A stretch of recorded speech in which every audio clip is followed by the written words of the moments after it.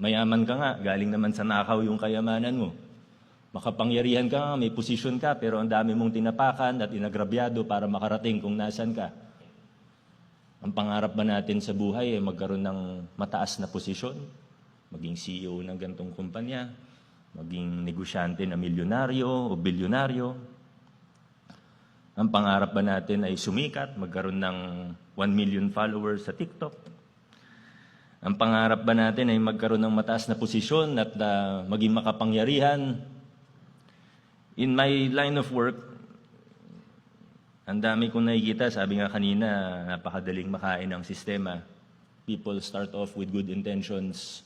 But the saddest thing that I've seen as a person in government or working with government are actually people who have the right intentions when they start.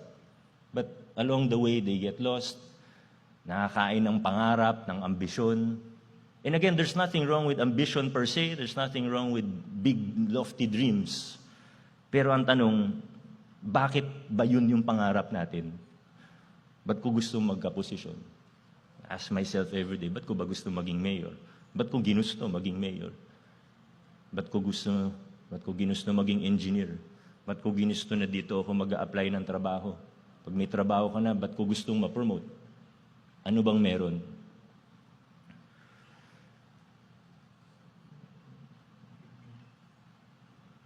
Sana hindi yun lamang, yung posisyon, yung pera, yung kasikatan. Successful ka nga, magulo naman yung pamilya mo.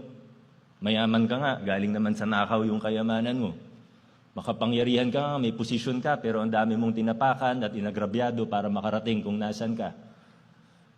I hope that we don't think that it is worth it.